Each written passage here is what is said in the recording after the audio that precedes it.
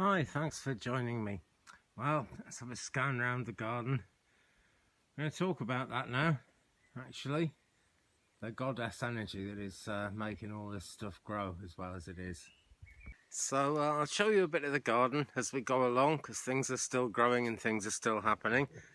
But I want to talk a bit about the divine feminine and the goddess energy, because that's something that comes up a lot in readings, particularly in astrology, but actually just about any kind of reading. She comes up again and again. And often in an old book that I use quite often, it'll say that the planets are aligned in a particular way that is great for meetings with females. And as I've sort of worked through what all that means, I mean, it is great for meeting with females when it's like that, but what it's really talking about is the divine feminine. And it was written at a time when men sort of had to know their place, which was going out and working in factories and, stuff that half of which is now vanished from the world. But, women were kind of the homemakers and looked after all the nurturing side of things. And I brought up 2 daughters, which was a wonderful thing. I was lucky to do it. Actually, I really was. And that, maybe 20, 30 years ago, I'd have been at work and the lady in my life would have actually been doing that. So I would have missed out on it, if you know what I mean. But the roles have changed. And what I'm saying here is you don't actually have to be a woman to work with the divine feminine energy. Not at all. And as I'm gardening here, then I'm constantly aware of the goddess energy at work, and she's been pretty good to me, actually. We haven't had a lot of rain here, so all the crops are looking a little bit sorry for themselves at the moment, but the grass is growing really high, and things are going pretty well, really. But we'll take a look at that in a minute. The divine energy in terms of femininity and the goddess has a lot to do with nurturing, and that's why we associate it with Mother Earth and everything like that. And I'm always keenly aware of that when I'm working in the soil. It's always nurturing. You have to be quite sort of gentle with plants. Even the tougher, more resilient plants you need to take some care with. The exception to that is weeds, but they do grow, and they are useful. I'm making some nettle wine at the moment, and I'm making it out of the tops of the nettles. You only use the top couple of leaves because it gets a bit ropey further down. But I have to make no effort at all to grow that, and yeah, I can make nettle wine, nettle tea. You can make nettle soup. I have to do a video of some of those, actually, as we go on. And, without any effort at all from me, the nettles come up. And they contain some fantastic nutrients, actually, which are really, really wonderful things to have in your diet. So it's that nurturing thing that the goddess energy is constantly doing and is always at work. And whether you're male or female, you can work with that. You can channel it. It's very, excuse me, it's very important, I feel, in psychic work. Excuse me. I've often worked with witches along the way to learning what I've learned, and a great deal of what I've learned about the mystical work that I do, readings and astrology and things, has actually been taught to me by women. Several people were involved in teaching me mediumship when I came into it about 12 years ago now. And they were nearly all women. Actually, only one of them was a man working by himself, and he actually was quite close to 2 women who were channeling with him as he was working, so the energy was there. And also he'd been in the forces. He'd been a sergeant in the British Army, and he'd sort of discovered that nurturing side of things with all those men, because it was kind of all male in those days. And he'd really discovered that side of himself, and that side of just what he did as a person, what he did as a human being in the forces, and the way he operated. And that came quite strongly into the training, We do have to be very careful with people's feelings as much as anything else, and with people's information. We have to be sensitive, when we're doing readings or anything like that. And that came through very strongly. But other than that, excuse me, the only other man who was closely involved with my training was actually married to another medium, and they always worked together. And when I do mediumship in the local churches, when I'm going around doing that, my partner is Sammy, a lady who just brings wonderful energy along to the thing. And it's great to kind of work with the male and female energy working together. It really adds something to it. And when people talk about this, particularly when women talk about it, it's often misunderstood that they hate men or something like that. And I'm sure some of them do and probably have good reason to hate men. But that's not what it's about. And when you talk to women, that's what they'll say. One of the greatest cosmic experiences I ever had was on Glastonbury tour on the 8th of the 8th, 1988, 8th of August, 88. And it was 8 minutes past 8 in the morning. You know, it was called a harmonic convergence when all the numbers in the clock and the calendar were the same. It wouldn't happen again. Well, it happened not long after, actually, in 2011. I know the 9th of the 9th, 99, but it doesn't usually happen all that often. It's a very rare thing. And a lot of us gathered on top of Glastonbury Tor, which is near to Stonehenge. If you're not familiar with sort of England, it's very near to Stonehenge. It's actually in Wiltshire. And it's thought to be kind of easily as old as Stonehenge. Nobody really knows, you know. But it's a very mystical place, you know. You can kind of feel your chakras coming to life as you walk up the hill towards it.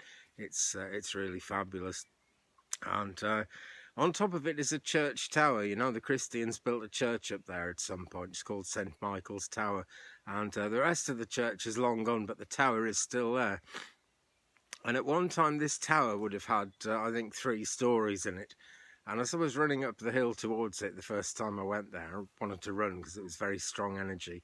I looked up and I could see some sort of friends. I didn't know who they were, but they were friends. I'd never seen them before that I could remember, but they were people I felt very familiar with and very comfortable with, beckoning to me from one of the upstairs windows in the tower.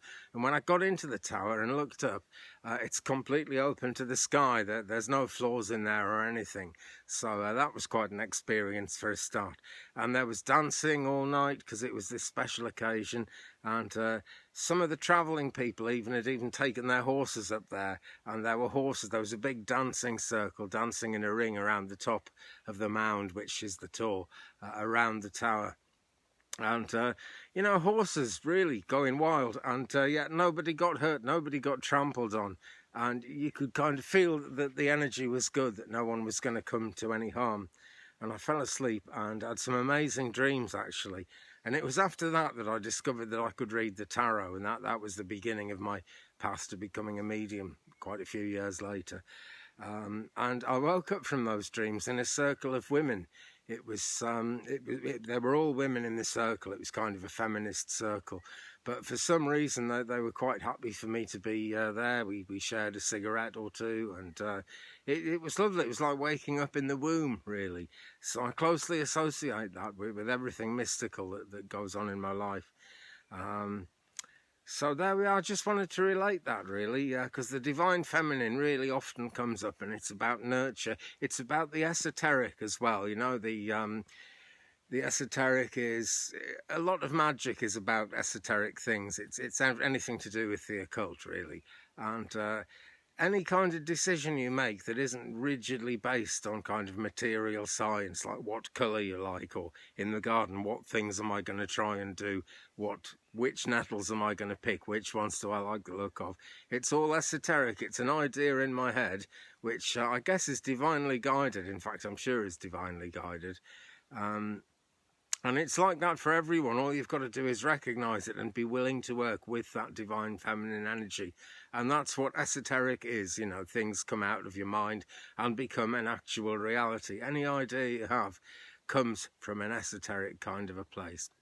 Okay, let us take a quick look around the garden. Not much has changed because it simply hasn't rained for a long time now, since about March. We had a few drops one night and plants shot up, and then we had a frost and plants shot down again and went brown and wrinkled, and they've recovered quite nicely, but nothing's growing very tall. We're just waiting on the rain to come through.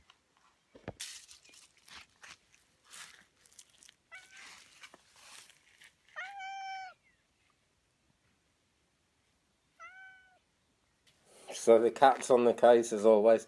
And there are the carrots. They're doing extremely well. They'd be doing better if we had a drop of water, but the artichokes seem to like it dry. They're absolutely massive. But at the back there's the rhubarb, and that's just about died. I'm afraid it's not happy in tyres. It wants to spread its roots out into the ground, so I've learned from that. Here we've got some leeks, which you can hardly see, but they are coming, and they are going to grow. These are Rudolph potatoes, which suffered very badly from the frost we had. They're coming back slowly but surely, but in the tyres here, you can see they've grown really well in the tyres, and the sage plant in the middle is doing pretty well as well. These are Sharp's Express potatoes from Proper Seed Potatoes, and they really are doing it, actually. I'm ever so pleased with them. And then we move across to the middle portion here, which is just totally taken over by potatoes now. Not much I could do. There's a few lettuces managing it, but potatoes have taken over, as potatoes will. There's the heritage variety, the heirloom variety, I should say, potatoes. I always get them mixed up. And 2 tobacco plants, not doing terribly well around the back, but they're doing a whole lot better round the front. Madam Chicken there going about her business. It's a bit hot for them at the moment. They tend to sort of stay under the shade all the time, but that's chickens for you. Round the front, we've got some fantastic tobacco plants here. They're really going for it, and I think I'll probably get several cigarettes out of those, even if they grow no more. That is a calla lily that I bought for my daughter Lily for her birthday, and I don't think the cat's helping these very much. These are the spring onions, and she keeps jumping across them, and they're all lying down. But they are spring onions nevertheless. We've got some more tobacco here. One of them's been eaten to bits. I think it depends on the variety, but the rest of them are doing reasonably well. And of course the potatoes in the tyres. This is really what it's all about, because this is, definitely food all winter, because those tyres will eventually be full of potatoes, because these haven't been frosted or anything. They survived the frost and didn't wilt at all. This is the mixed bag tyre, looking very sorry for itself, but what are you going to do? That happens sometimes.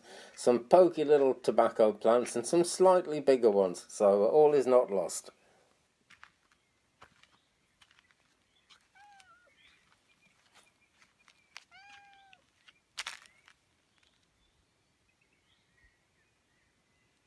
So thanks for watching. The readings will continue next week. I think we are on Libra next, and so I look forward to doing that. Meanwhile, if anybody wants a private reading, I'm always doing those. It's what I do for a living. Drop me an email. Drop me an email anyway. The address is down below.